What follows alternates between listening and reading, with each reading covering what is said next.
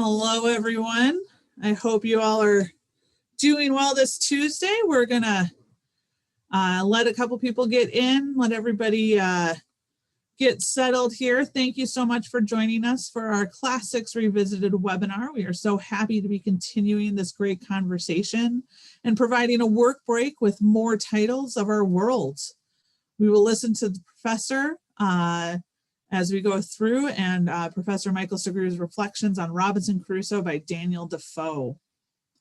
As people are coming in, we're going to give everybody a few moments to log in and get settled. While we do that, please go ahead and set your chat panel to make sure you're sharing with all attendees and panelists. The default tends to be all panelists, but if you ask a question or have a comment, we'd love everybody to be able to see it. So please set that to all panelists and attendees. Also, let us know where you're joining from today. We'd love to hear from you. It looks like we have some from Canada, Nebraska, Florida. I love seeing England. Thank you for joining us so much. We appreciate it. Published in 1719, Robinson Crusoe is considered by some to be the first English novel. A surprising adventure novel. This book may mean so much more when read as an adult, which is something that the professor will go into depth on. We are looking at today's webinar as a give and take discussion about Robinson Crusoe, and would love to hear from everybody and all the questions that you have. Feel free to put those into the Q&A panel, the pop-out panel there throughout the lecture, and we will definitely address all questions that we can get to later on in the program. Today, I once again have that great pleasure to welcome back Dr. Michael Sugrue to our ongoing webinar series, Classics Revisited. Dr. Sugrue is a professor, is a graduate of the Great Books program. He earned his BA in history from the University of Chicago and his MA, Masters of Philosophy, and PhD in history from Columbia University. Professor Sugrue has taught at prestigious universities such as Princeton, Columbia, Johns Hopkins, and many more.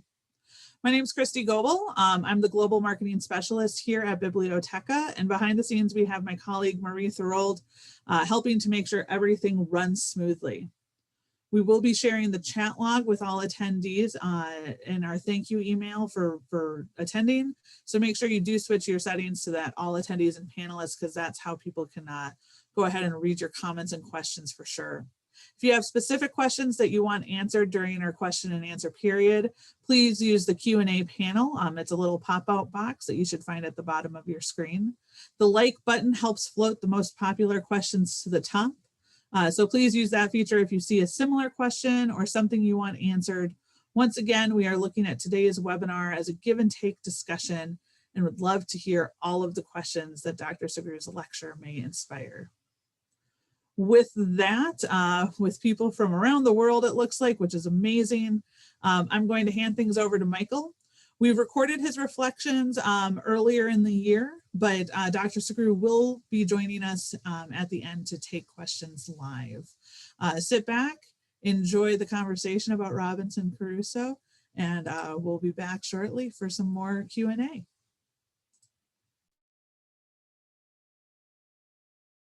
Daniel Defoe's novel, Robinson Crusoe, is often read by young people, by children, as an adventure story, and it is that. I know I read it that way when I was a child, but once when I was reading Marx, I noted that he said something kind of caustic about Robinson Crusoe and Defoe's novel, and it struck me as a funny thing for a political philosopher to want to look at or to be reading and commenting on. So I went and reread it as an adult, and it turns out to be a very different novel once you know about the intellectual history of the late 18th or the late 17th and early 18th centuries. It's arguable that the first really important novel in English is Robinson Crusoe, and published in 1719. And it is an allegory. It is a symbolic representation of the entirety of human history in microcosm. In other words, one man, Robinson Crusoe, thrown back into nature with only himself to rely upon, has to rebuild human life. And in so doing, he sequentially goes through the various phases of human history. So this is the Enlightenment view of the history of the world, writ small. And the things that he does all have symbolic, allegorical reference. Now, he goes to sea, but he says that his father told him not to, that his desire to rove and become wealthy and take risks was foolish, and he would be better off staying home and staying with what is familiar and having an easy, middling sort of life. Not too wealthy, but not too poor, not having extremes of anything. But young Robinson Crusoe will not listen. He disobeys his father. And the religious allegory is obvious.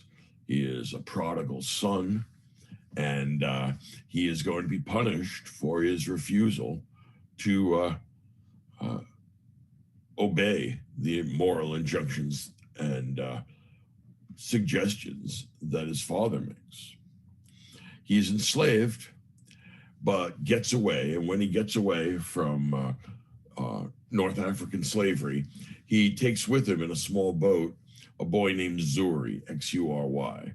And then they're picked up by a Portuguese ship, and they're taken where the ship is going, which is Brazil.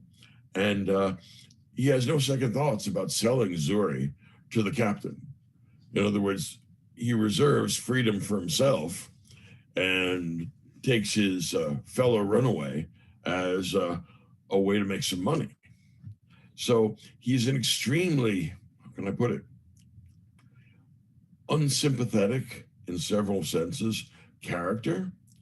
And that is in some ways what you might expect of an Enlightenment novel. In other words, there's an emphasis on things like calculation, numbering things, writing things down, keeping a diary, keeping an inventory, Robinson Crusoe is extremely interested in quantifying the world. It is not an emotional novel.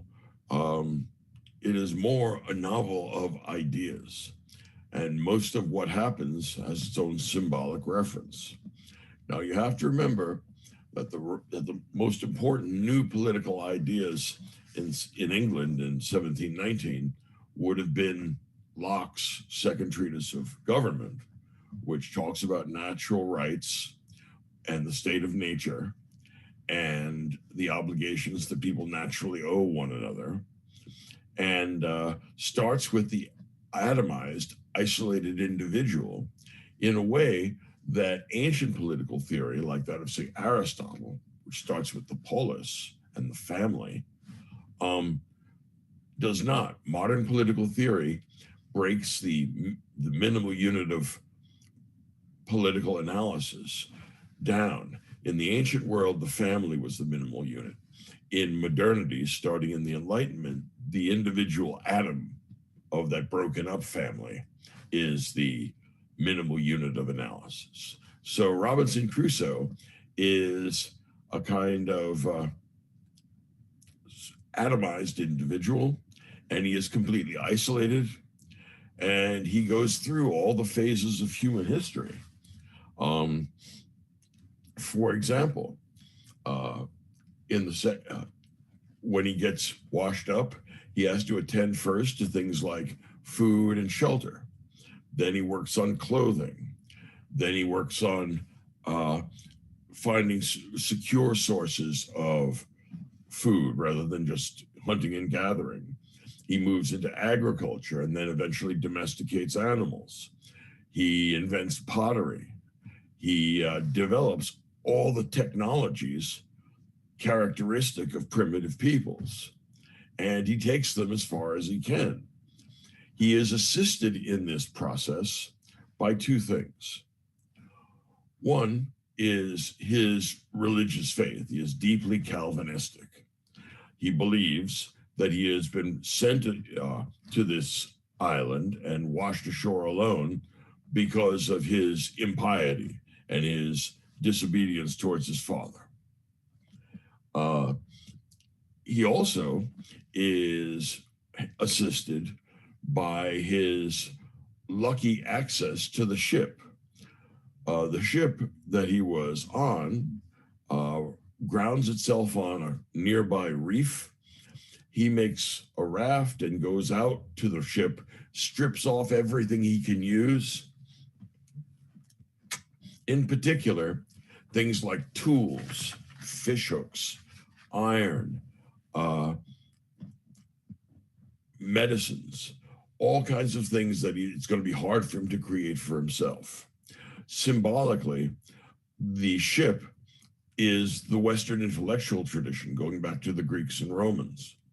In other words, he's going to call upon the inherited knowledge of the West.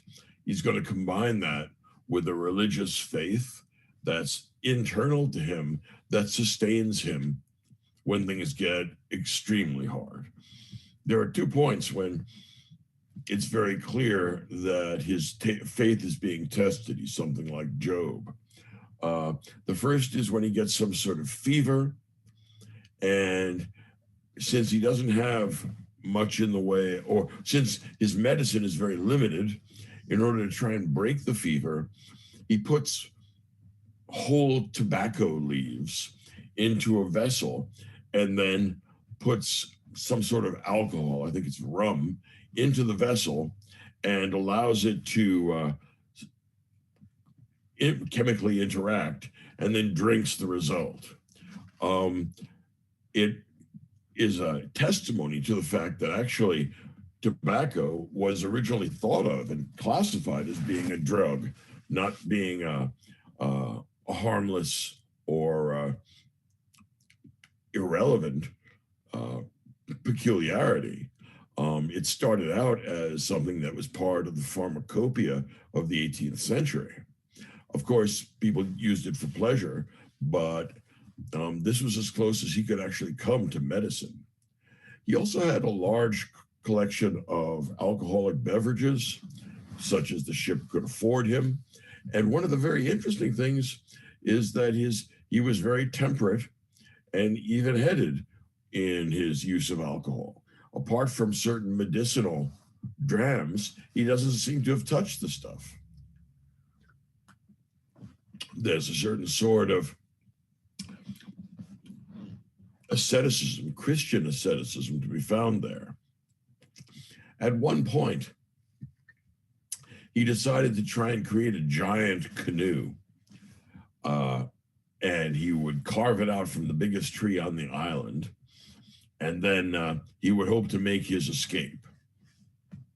Now, he spent some 5 years cutting this tree down and cutting out the groove, which would be the actual boat itself, which would give him some place to put himself and his food. And after 5 years, it dawned on him that he was not able, by any sort of lever or any sort of mechanical advantage, to move this immense felled tree. He put 5 years of work into this project and then realized that it was a complete dead end. What that represents in the allegory is the monument building age of the ancients, something like the Egyptian pyramids. It eats up a tremendous amount of labor and it doesn't really do anything. So at that point, he has a very deep sense of his own limitations. And myself, in that circumstance, I might be tempted to open a bottle. It might be a time for a drink, but not for Robinson Crusoe, who's a kind of avatar of self-restraint. He hardly even gets lonesome, it seems. He certainly gives no evidence of a sex drive.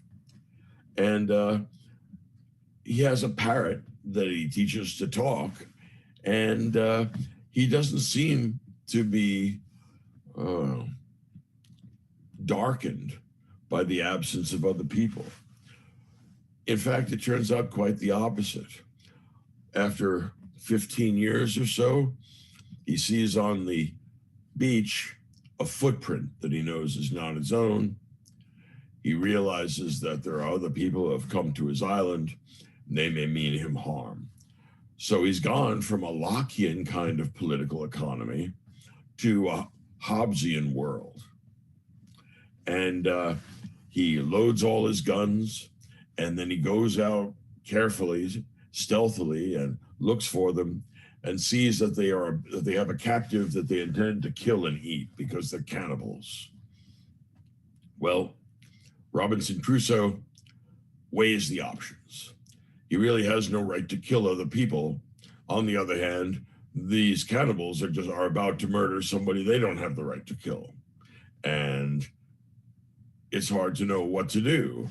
But when in doubt, Crusoe kills all the cannibalistic savages and frees the one who was about to be sacrificed.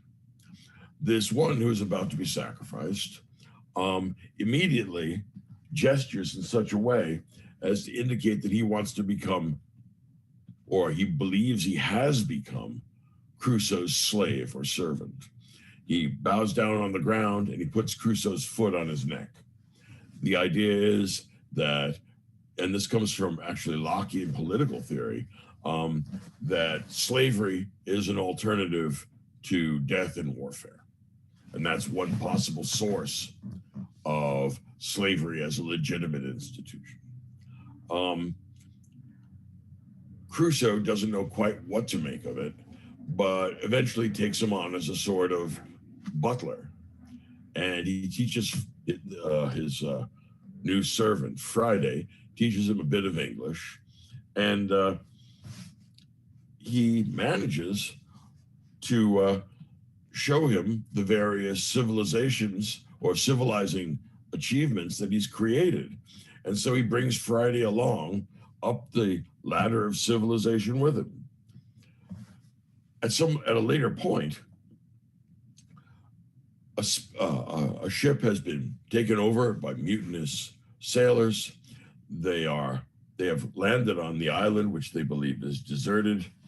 And Friday and Crusoe overcome the mutineers and reinstate the captain. So this allows Friday and Crusoe to get off the island, and it allows Crusoe to go back to Brazil, where he finds out that he's become fabulously rich because of the property and money that he had started with when he landed there, having sold Zuri.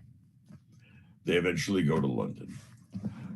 One of the things worth noting is that when some of the pirates ask for clemency and he allows them to stay on the island rather than go back to civilization and be hanged,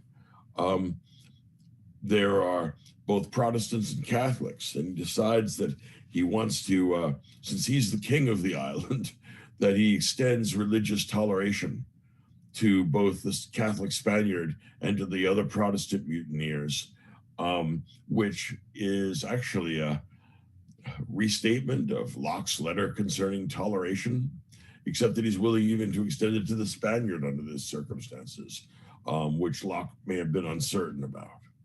The idea is that Lockean liberalism is built into Robinson Crusoe. The labor theory of value, since Crusoe has no money, he keeps a ledger, but he keeps a ledger in terms of the amount of time he spends doing things, and that's the value of the thing. It also, like many new attempts at any given genre, doesn't quite know how to finish itself. So Crusoe goes back to London, and he is wealthy.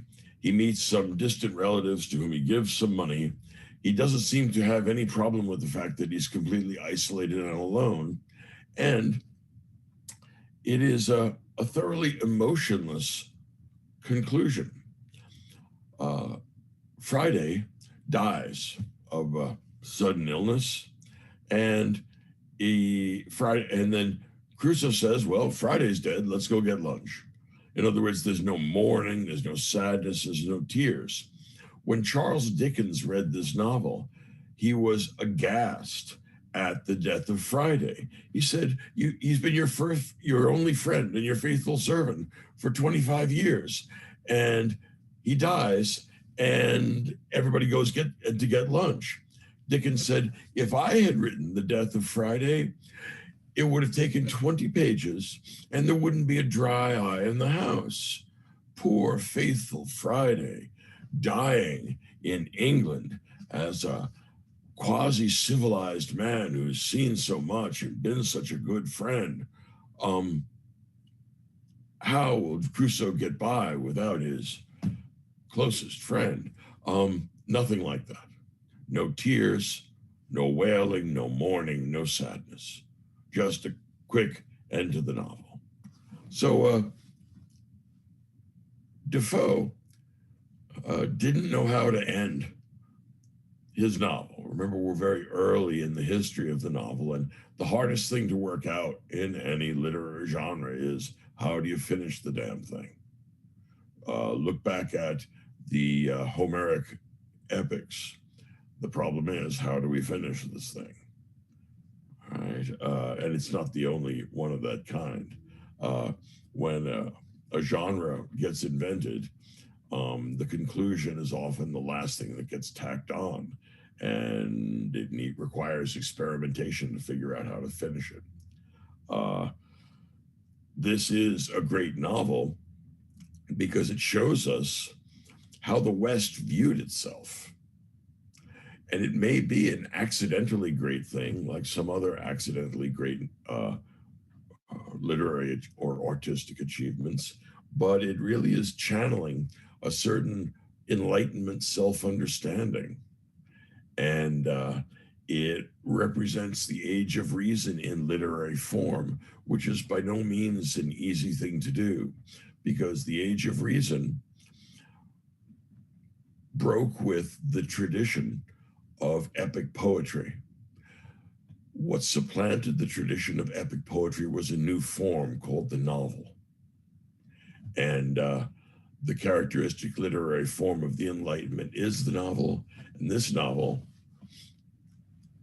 is self-referential in that it explains back what the Enlightenment thinks it's doing and who Enlightenment man thinks he is. All right, thank you so much, Michael, for that lecture. If you could now join us by turning on your camera, that would be great. Thank you to those who wrote some questions in the question box. I see at least one right now. Please, during the Q&A section, feel free to continue adding questions to the discussion. Before we get to the first one, actually, I think the first one might have come in from a gentleman who also emailed me because he was very interested in having this question answered. And it's something, as I reread the novel this past couple of weeks, I had your lecture in mind, but this was the first question I had seen, and it came into play, and that was if it would be possible, could you speak some more about the animals in Robinson Crusoe? They're very highlighted throughout the entire novel as to what Crusoe uses to survive, as well as domesticate and everything like that. Could you speak a little bit more to the animals? Yes. Okay. This is the story of the domination of nature by human beings. So he starts out on a level with any of the animals on the island, but he has two advantages. The first is internal. He has religious belief, which carries him along when he would otherwise despair. All right, happens more than once. So there's a latent Puritanism or a latent kind of evangelical Protestantism Mhm. in Crusoe and his story. Right? It's a retelling of Job. In addition to that, though, he has the ship, and the ship represents the Western tradition. So he can go and raid it and take all the stuff off it that he can, which takes the form of mostly tools. And the reason why is that what the Western tradition supplies him with is intellectual tools. And he then spends an awful lot of his time measuring things, engaging things, and adding things up and quantifying the disorderly universe around him. Now, this is going to include animals. I don't think he meets any dangerous animals on the island, except people. He has a parrot that he teaches to talk. And I've often wondered if it isn't a wry comment on human beings, actually, that he doesn't lose anything in conversation. In other words, he never shows signs of loneliness. And my guess is that for a strange creature like Crusoe, listening to the parrot talk is not significantly different from listening to a person, a very mechanical sort of universe and a very mechanical sort of view of human nature. Same sort of thing with the goats that get domesticated. Those are not just goats. Those are providential goats, like his providential rice. And then he takes advantage of it using the tools of rationality. Okay. One of the questions that I had for you is, as I was researching this, I came across a number of articles, specifically one from The Guardian, but there was also one from the Smithsonian a couple of years back, because of course the novel just celebrated its 300th anniversary in 2019. So there's been a lot of articles in the past few years about Robinson Crusoe. One Marie shared in the chat panel, which was the real story of the gentleman who supposedly Robinson Crusoe is based off of, Selkirk. Yeah. And it was a really interesting article, well written by the Smithsonian. But there was another article by The Guardian, which I believe is a British magazine, speaking to whether or not Crusoe should actually be taken off the shelves because of the more controversial thought process. And I was wondering if you could speak to that controversy over whether or not Defoe idolized like slave trader, the piracy, other assumptions made by the book, as well as, let me read this quote from The Guardian that I found very interesting. In 1719, Robinson Crusoe brought onto the page certain assumptions of its time, that slavery is okay and can be squared with Christianity, that the function of women in society is to serve men, that people whose skin color is not white are savages, and did not challenge them. Now, do you believe that we can challenge them enough in this day and age and look at it more as a historical picture of where thoughts were, a snapshot in time, or rather an ideal that should be followed today? Well, the author is right that Crusoe and Defoe don't have any problem with the slave trade. And Crusoe's a heartless bastard. I mean, he sells off Zuri when they both made their escape together, and that's the foundation of his fortune. I mean, he is not a likable character. There's a bit of the Homo economicus there that doesn't make close connections. On the other hand, stop and think. Well, yes, this is not disapproving of slavery. If your standard for what we're allowed to read and think about and talk about is whether it disapproves of slavery or not, there's nothing we're allowed to talk or think about that isn't about less than 100 or 250 years old. Yeah. And what that means is that all previous literature has to go. And so there's a point at which the adults in the room have to step up and say, look, every kind of literature, including the critics that are current now, is a product of its time. And the fact of the matter is that if you want to know about the human condition and you want to know about human history, then you have to enter into the minds of people who thought differently from you. That's not the problem. That's the idea. If anybody comes away from reading Crusoe saying, boy, I really wish they'd bring slavery back, I might take the qualms seriously. But I don't think anybody's ever done that. Right. So I think it's a false alarm. in a little bit like I'm certainly concerned with the problem of teenage suicide and self-harm and that kind of thing, but I don't want them to butcher Hamlet's to be or not to be.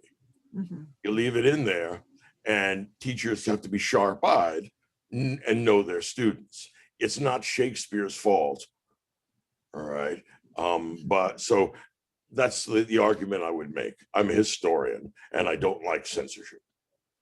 No, I appreciate that, and neither do I. And that's why I was kind of surprised when I read this article, in that sense of like having to you have to read it from a critical thought process, in the sense that this was 1719, and unfortunately at that time it was very accepted. And actually that goes to another question, was how general in England was Defoe's way of thinking? Okay. The religious aspect of it was very general. Everybody was immersed in a kind of Protestant Christianity, biblical Christianity, that had more of an influence on their everyday life back then than it does now. All right. The significance of religion is to a great extent attenuated. So it's hard for us to project ourselves back there. So the religious dimension, for example, Crusoe a couple of times has bad things happen to him after his father admonishes him. And the father, of course, represents God the Father. Don't stray away from home. If you do, you're going to regret it. This is a retelling of the prodigal son story from the New Testament. And it's also a retelling of the story of Job, because he's going to get tested. Everyone reading it would have understood, that could read, would have understood that, because they all would have understood the Bible. Now, this other stuff that comes from Locke, like the labor theory of value, that may or may not have been understood by very many people. Right there, you have to actually be a reader, and and caught up with the culture of your time, and that's always a small slice of society. Wonderful. And then was the novel immediately understood as allegorical when it was published? Yeah. And who read it at that time? Like, what was kind of the general audience at the time when it was published? I know it later became very, like, you have the full novel, but you also have abbreviated versions of the novel for children's books. Right. But at the time, and when it was originally published, who read it, and was it understood as an allegory? Novels were viewed as being trash. They were not taken seriously as literature, right? In the same way that plays at Shakespeare's time were viewed as trash.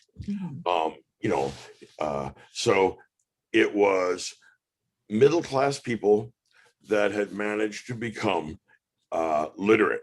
And so that meant they were usually urban, and they were often associated with very radical Protestant sects like the Puritans. So there was a high degree of literacy in the nonconformist sects of English Protestantism.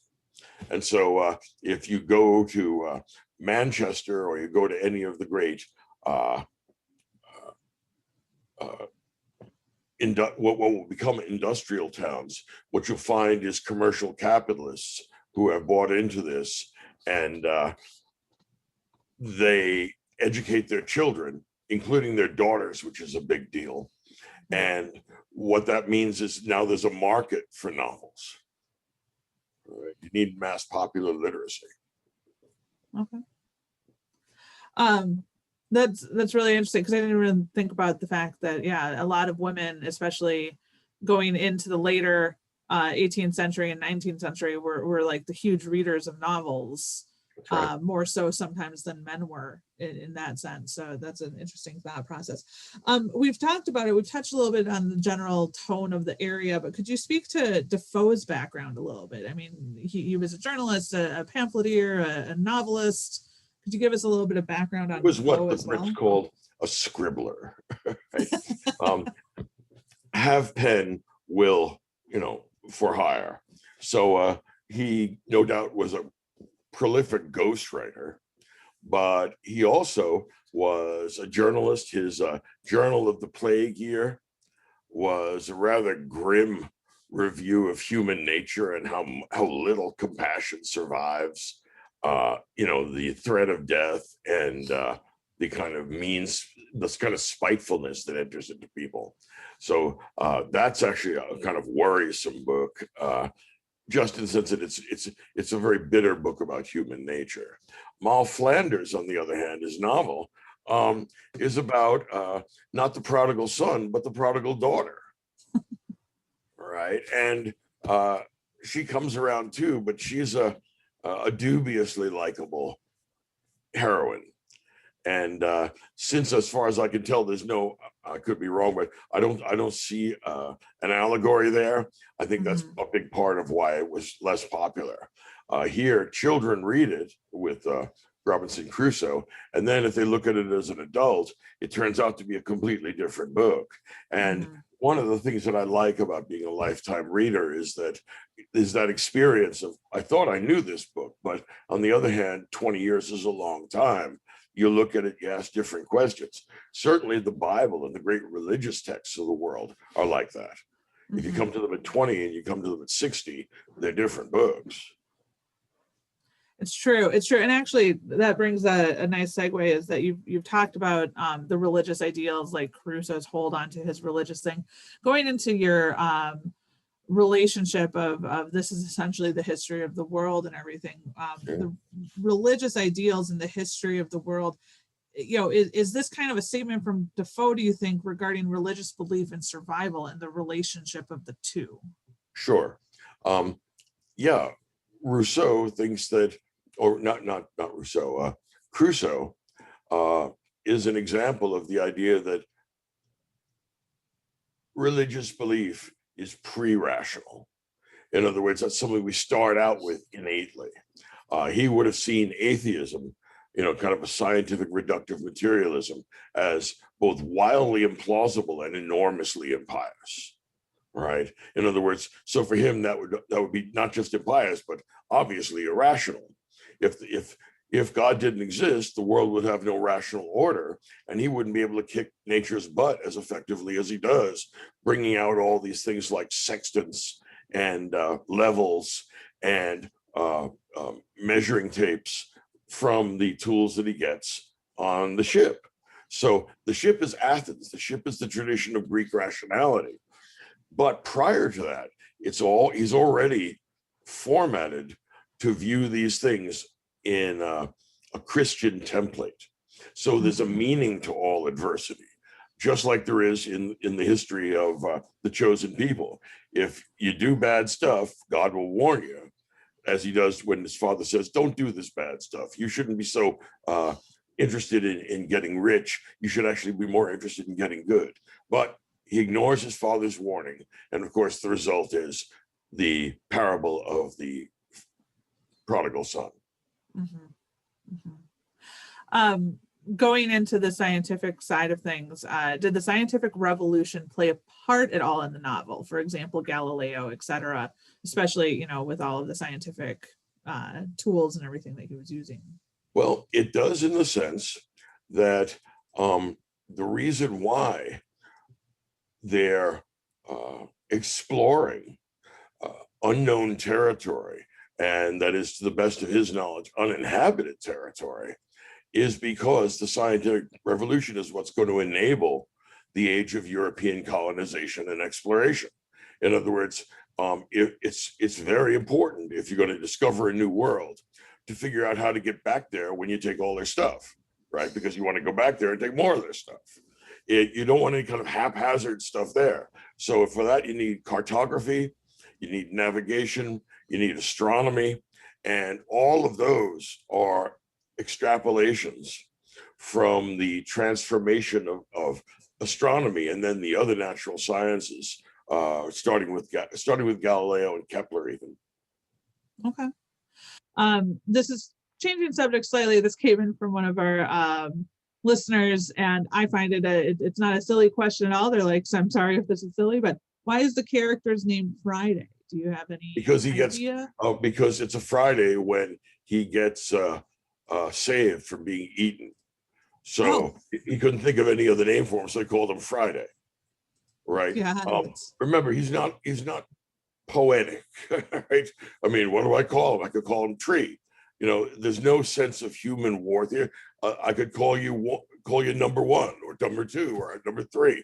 In other words, there's nothing personal about their relationship. So he calls him Friday. right? You could call him Shovel. That's what's strange about this novel.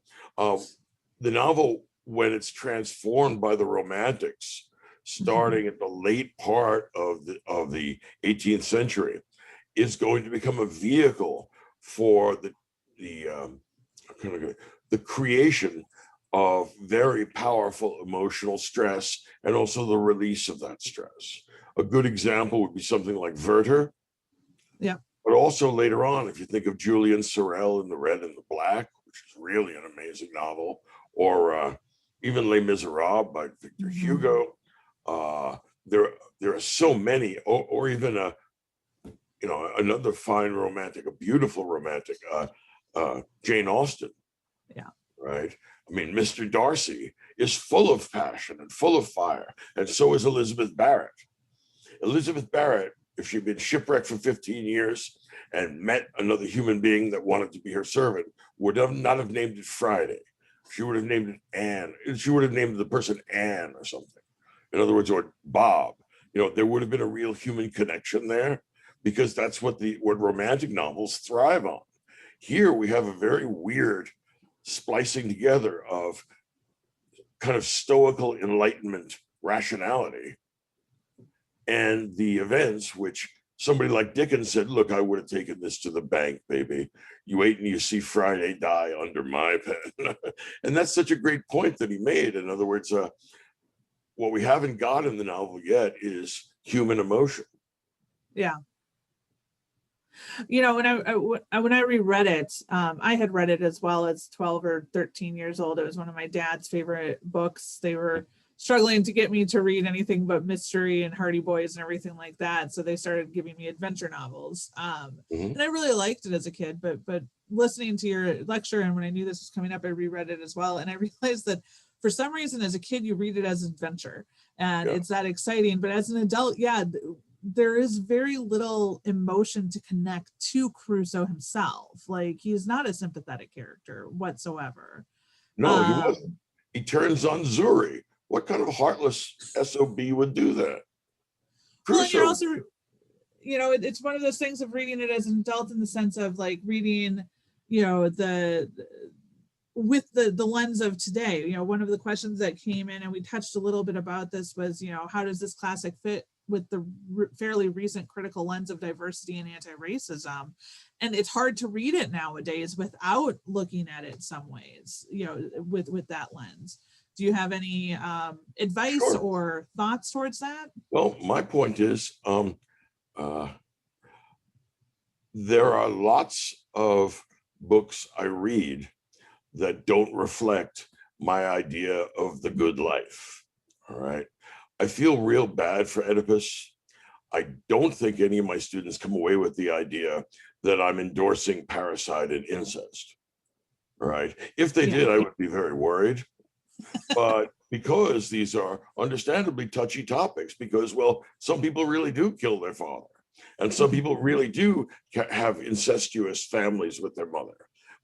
But my sense is that regrettable as those cases may be, I'd still like to be able to teach Oedipus, because I think it has more to say to us than that, right? Yeah.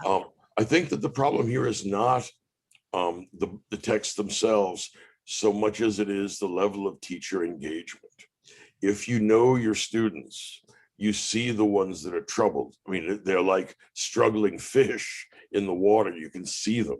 And that's the way to, I think, deal with potentially upsetting topics.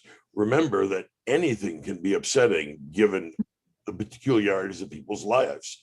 So what I would think is that we ought to be able to understand, which means both criticize and appreciate the mindsets of people that were prior to us. Mm-hmm. Right? We should be very careful about assuming that we're the most moral people in the history of the universe. I mean, we might be, but on the other hand, you never know what's going to come up. Remember that forever is a long time. Mm-hmm. So what I would be inclined to say is don't lose a moral perspective on literature. I think that's essential. But don't make literature the beast of burden for political commitments that may or may not be helpful in understanding the book. Thank you for that. That's an interesting look at it in a way that I hadn't heard it phrased that way. So that's a nice way to look at it. I have another question here. When we were talking lack of emotion, this one popped up, and is, with the lack of emotion in the novel, how did it survive the popularity through the 19th century, especially with the more romantic? This is when it books? becomes. This is when it becomes a children's book. The surface story is not complicated, and it's sort of interesting, right? And then, of course, there are moments of great suspense when he sees the footprint and has to acknowledge the other. The book is a strange sort of Cartesian thing. There's the nature, which is the island, and there's one mind on the whole thing, Crusoe's. I don't think we expect children, 12 and 13-year-olds, to understand that, but what they will understand is things like self-reliance and the importance of work and being a self-starter and responsibility. In Rousseau, he wrote a novel of education called The Emile, and the only book that Emile is allowed to read growing up is Robinson Crusoe, because he wants him to learn that idea of being a self-sufficient unit, even though he's not going to go to an uninhabited island. So clearly, Rousseau sees the allegory, but says, even though the children won't, it has beneficial effects on them. Get to work. Okay. I didn't realize that it was changed into a children's story that quickly, but that would completely make sense, especially in that time frame and the bridge. I have another towards the children's side of things. Children's versions are sanitized, quote unquote. Do you think that future children's versions will attempt to highlight the evils of slavery and other topics that they might? In other words, I don't know that the children who are reading this for the first time, let's call them 12, I don't know that there's a big constituency for pro-slavery thought among them. So it seems to me, in a way, perhaps overkill to introduce anti-slavery stuff. I don't think it follows from that people are going to draw the pro-slavery inference. The fact that, I mean, I've heard of a very interesting children's version that doesn't have any text at all. That's just pictures. Interesting. Which is a kind of an interesting idea. And, you can take Crusoe in a lot of different ways, and they're not mutually exclusive.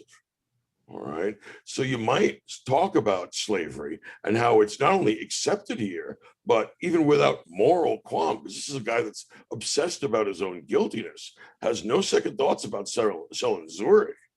So the extent of his moral imagination is truncated. That's certainly something worth talking about.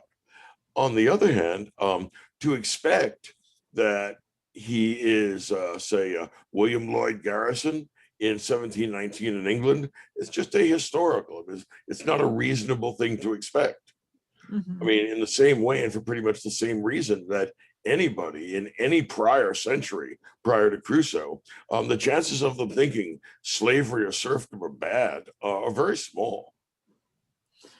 It's an interesting take, when you were talking about the visualizations and like there's a book out there that's just the pictures, because part of that Guardian article that I was reading suggested that part of the reason the book was written was Defoe had a number of purchases and was basically creating a pamphlet for islands and for whatever, that it read that descriptively in the scenery. And there's a couple movies out there of Robinson Crusoe that on YouTube, I think Marie shared one of the links of the English version that I found. It was the 1954 film that's now on YouTube. And there's 3 or 4 out there, and they couldn't tell me which language they were in. So I was clicking through them to make sure that they were English. And I swear I probably had to click through half the film before you heard dialogue, because it's just mostly imagery and watching Crusoe do the survival. So it is very much, the emotion might not be there, but the imagery for sure in the book is definitely there. Final question that came in so far. This is a warning to our listeners. We have about a couple more minutes to answer any other questions you may have. But when Crusoe goes back home, how does Defoe see a parallel to the return of the prodigal son? So going back to some of that religious text. He brings back a chastened self. He's been taught a lesson through the providence of God that saved him when he didn't actually have it coming. God, his father warned him, he was shipwrecked, and he actually got home. And then his father warned him again, look, God's sending you a message. And he went out again anyway. So he has to be chastened like Job in this 25-year prison sentence on the island. But then, like Job, he's given back all this great stuff, all this money and everything.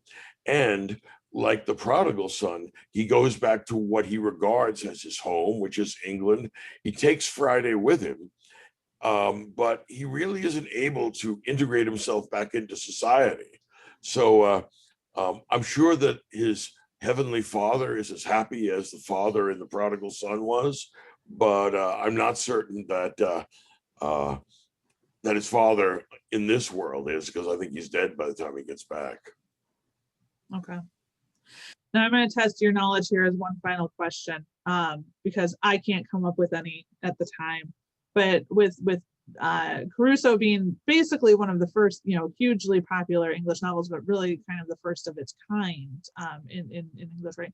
What were some? I know that there were 2 follow-ups to Crusoe that Defoe wrote, and then Defoe also had a number of other books. Was there another author of about the same time that also had started writing novels, or was there kind of a bridge between Defoe's time and the next novelists in English or European literature? It became a genre or a demi-genre. They used to call it what, Crusoe something, Crusoe Stück or something. And the idea would be whatever European language it was being written in, it would involve either one guy, returning to the island or going to another island or having a different set of experiences because somebody's trying to illuminate a different view of human nature. There's also things like the Swiss Family Robinson, where you can get all, that's an Aristotelian book.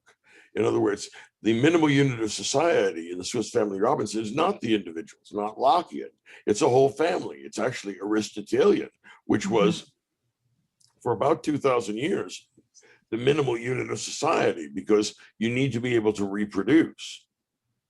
So for the ancient and medieval political theorists, the minimal unit is not the atom of the individual, it's the molecule of the family. Okay, well, that's what the Swiss Family Robinson is. It's an Aristotelian retort to the individualism of Crusoe.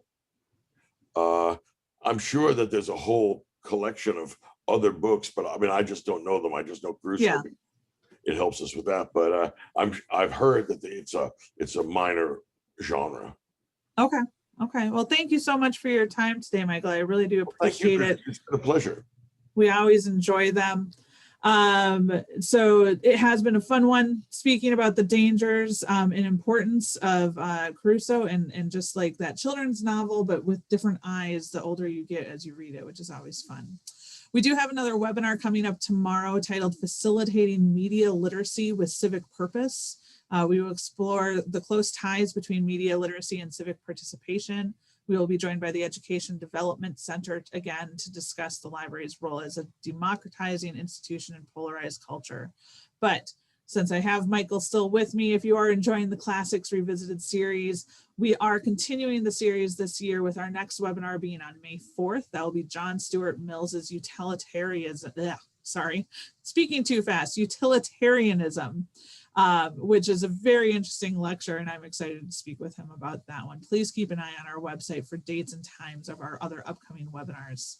All of our Classics Revisited series with the professor are available on YouTube, so you can certainly help promote them as circulation. If you do have people asking you at your libraries, they can go onto YouTube. It is open to the public. This allows you to share the webinars with the staff as well as your patrons. And if the dates and times do not work for you for any of our webinars, they are always recorded and on-demand viewing. Just visit bibliotheca.com for more information. Also be sure to subscribe at the bottom of the Bibliotheca pages to receive any future information about upcoming webinars.